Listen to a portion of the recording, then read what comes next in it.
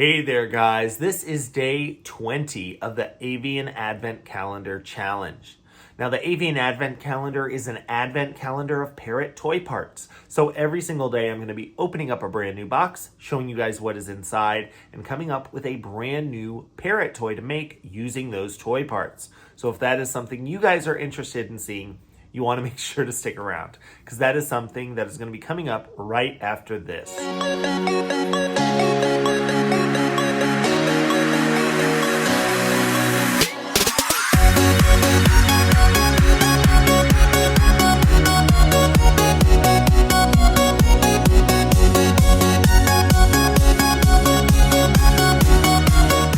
Guys, this is Jack over at Hi Redbird, where I am tirelessly working to find new ways to make the keeping of exotic animals and pets more exciting, more affordable, and ultimately more enjoyable. Part of how I have been doing that this season is with the Avian Advent Calendar Challenge. Now, the Avian Advent Calendar is an advent calendar of parrot toy parts. So every single day, I'm going to be opening up a brand new box, showing you guys what is inside, and building a brand new parrot toy using those toy parts. Now, the Avian Advent Calendar was put together by the Leather Elves. That is a well-known and reputable parrot toy making company. If you guys would like to know more about them, that information will be in the description section down below. And there are a couple of goals behind the Avian Advent Calendar Challenge. First and foremost, I am going to be opening up brand new toy parts every single day. Some of them may be things that you don't use on a regular basis. Some of them may be things you have never used. So by using these toy parts in new and interesting ways, you're hopefully going to get ideas for enrichment you can provide your bird, increasing the variety of enrichment opportunities you have at your disposal. I'm going to be showing you guys a variety of different techniques for putting toys together. They're going to be a wide variety of toys: hanging toys, foot toys, foraging toys. So hopefully you guys can learn from those different techniques. And remember, those techniques can always be combined. You can pick and choose your favorite techniques. You can combine simple techniques to make really interesting, complex toys for your birds. And it's really not that difficult if you break it down into those small steps. Now, I am going to be using a variety of different tools for building these parrot toys, but I will put a link to the tools that I am using in the description section down below. Having the right tools for building your parrot toys is of the utmost importance. It makes it so much easier, and if it is easier, you are more likely to do it, which means your bird is more likely to get a greater variety of enrichment opportunities. We're also going to be covering things like maintenance of toys and understanding the safety of your toys, not to mention figuring out the goal of your enrichment opportunities. We can't just take a toy and just throw it into the cage for no reason. We need to understand why we're offering certain things. Do we want to encourage exercise? Do we want to encourage that mental stimulation, that little bit of thought that goes into making your parrot toys, and understanding why you are making them a certain way is going to help you be far more successful when it comes to providing that optimized life and animal welfare for your companion bird.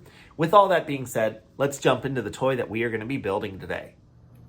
All right, guys, so for day 20 of the Avian Advent Calendar Challenge, we've got some dyed wooden beads in the shape of elephants, which I'm going to be honest, makes me really, really excited because I used to work with elephants. I love elephants, so getting beads like this is just a lot of fun. Now, one thing I do want to point out, when you are getting toy parts, if you like your toy parts, if you like the color combinations of certain toy parts, if you like, a really interesting bead, it's going to be more enjoyable for you to make those toys, and you're going to be more likely to do that. So definitely pay attention to those things, because even if your bird doesn't necessarily care that it's getting an elephant bead, I have birds that have never seen an elephant. They don't know what an elephant is, but because I like the beads, I'm going to be more likely to want to make toys with them. Now, the fun thing about these beads, I do know that these are going to be parrot safe. They're cuttings of wood that I know were dyed by the company. You just want to be careful with your beads. You want to make sure that they are going to be bird safe. Getting them from a parrot toy making company is a great way to hedge your bets on that. Make sure that the items you are doing are safe. If you get beads that are painted or sealed in something that isn't safe for your bird, they could pose a potential health risk for your bird. Now for today, I am going to go ahead and make just a little hanging mobile of elephants. A mobile is honestly one of the easiest things to do. It's one of the most common toys that you're going to see. It's basically just hanging parts for your bird to play with and destroy. So I'm going to go ahead. Let's do 3 elephants. That way I can save these 3 for a later day. I'm going to need this drilled pod that we got on a previous day. We are going to need some of our scrap pieces of rope. I've got some leather rope. I've got some paper rope. And then, of course, you can also use a little bit more to attach to the top to make it a loop, or you can use a quick link, or you could tie it directly to your bird's cage. I am also probably going to be using just a little bit of this shredded paper, but the box and the shredded paper that is left, I will go ahead and set aside. So all I'm going to do is I'm going to go ahead and use these holes that are drilled on the side to attach these elephants.